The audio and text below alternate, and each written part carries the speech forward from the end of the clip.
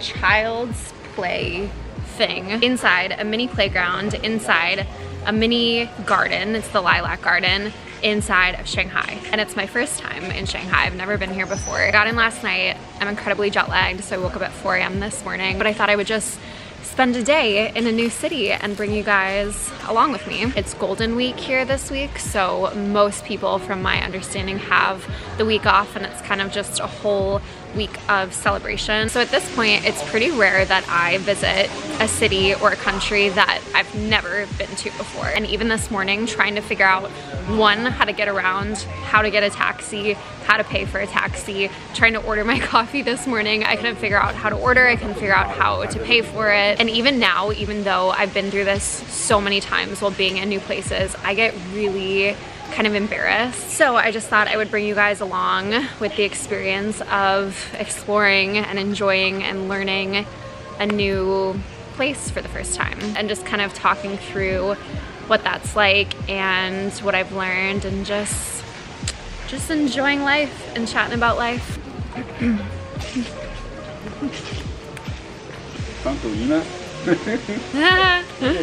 Thank you.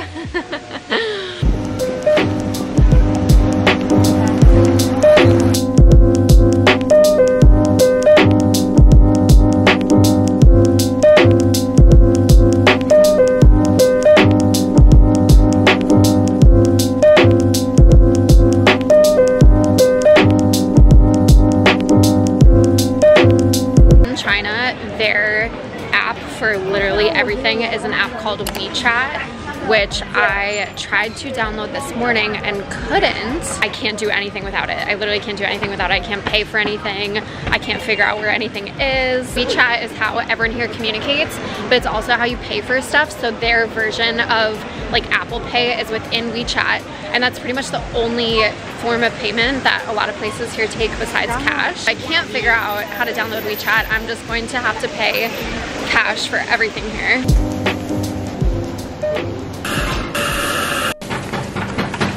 This woman just pulled up the chair at my table. I'll show you.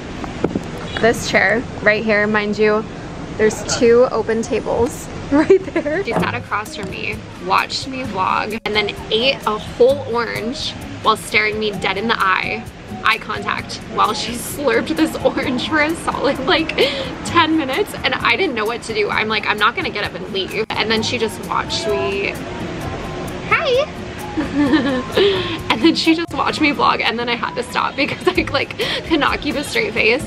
And then when I was done, she clapped. So I don't really know what that was about, but it was kind of entertaining, so I'm fine with it. Something that I love about here so far that is different from, for example, Europe, is like everyone here is all about content. And I don't know if it's just because of the neighborhood that I'm in, maybe because it's a holiday, so there are tourists from other parts of China here right now, but everyone's got like selfie sticks and tripods, and everyone is taking Instagram photos, and everyone has these huge ass cameras. So I really don't feel judged taking content out in public the way that I do in other places. So this is Manor Coffee. This is kind of like the Starbucks of China. So it started with one location, and now they're everywhere. They're all over the city. This will be kind of my go-to place for the next week at least. We could be here as long as 3 weeks, depending how Taylor does at the tournament. Definitely at least 1 more week here. So I've kind of just been walking around this neighborhood. I like this area a lot. I've always thought of Shanghai being a very kind of skyscraper type city, but this area feels a lot more like a neighborhood and kind of looks a little like old Shanghai. I'm gonna go try to find somewhere to eat for lunch, and whenever I do videos like this where I'm exploring a city on my own, or if I go out to eat by myself, I always get comments or messages from people who really struggle to do things on their own, whether it's safety concerns about exploring a city, whether it's just general anxiety of doing things by themselves or being perceived doing things by themselves. It's gonna storm. Oh!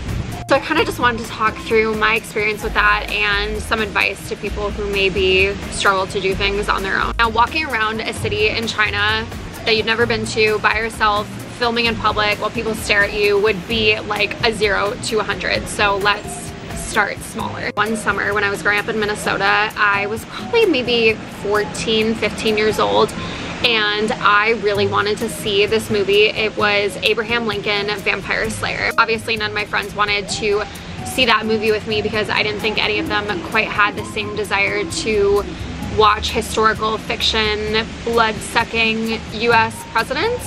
I wanted to see the movie and I loved going to the movies with my friends, and I was like, you know what, I'm just gonna go by myself. I didn't have my license yet, so I took a city bus to the mall in the suburbs by myself and I went and saw a movie on my own. And it's like 10 a.m. on a weekday and the whole theater is empty. I have the whole theater to myself to watch Abe Lincoln Vampire Slayer, and I loved it. Getting over that initial fear of going to a movie by myself has now turned into 10 years of going to see movies by myself, and it is one of my absolute favorite things to do. So if you're the type of person who really struggles to do things on your own, I think a good place to start would be find something that you're already comfortable doing. Find something that you know you already love to do with other people and try doing it on your own. For example, now 3 things that I love doing alone. Going to the movies, going to Target. There's something about going to like a suburban Target by yourself that is just the most healing thing in the world. I also think just getting in the car and driving by yourself or going to a Starbucks drive-thru are all really, really good places to start to work your way up to going to a wine bar by yourself, going to a restaurant by yourself, or even going on a solo trip. Now, while I'm really comfortable doing things on my own, somewhere like this, where it's so different from anywhere that I've been. I don't know the etiquette here, I don't know the rules, I obviously don't know the language, and there's only so much that you can learn from Googling online. The only way for me to really, really learn about this place is to be out and experience it. And I think it's important to remember there is a big correlation between anxiety and adaptation. The more anxious that we are about something and the more we worry about something, the more creative that we can be in finding a solution. So you have to see your fears as a catalyst into allowing you to improve your life instead of thinking of them as just being something that's going to trap you.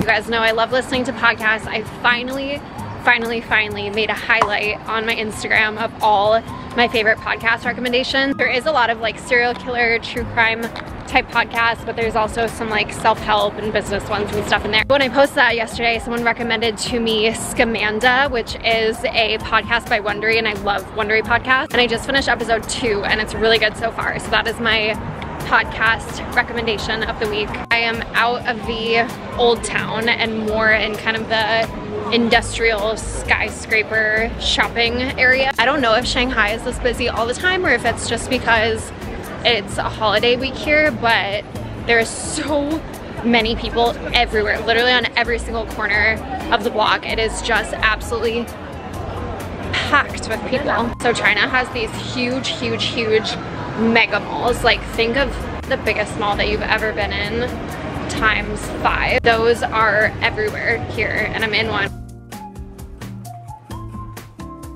I've been trying to find my way out of this place for at least 10 minutes and I cannot find an exit. I feel like I'm in that Time Warp Hotel in Piercy Jackson. I heard a lot of very negative things about China before I came here, none of which I have experienced so far. With traveling, this is something I've experienced so much. The amount of times that I've been warned about places. I'll tell you guys, in my 3 years of basically non-stop international travel, everywhere is as safe as you make it. Most places are relatively safe, especially if you're from the US.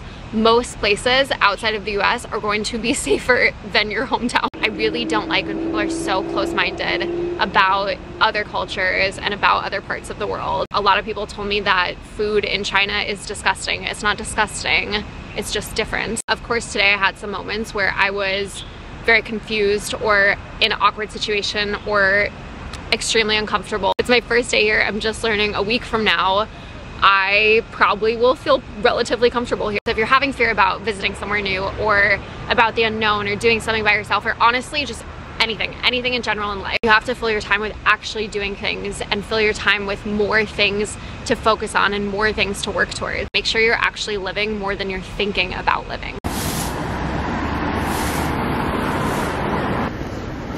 I'm at Tim Ho Wan. If you guys remember in the first minute of my very first YouTube vlog that I did in Hong Kong last December. I came here with Taylor, so I came back because there's one right by our hotel here, and I remember how delicious these were.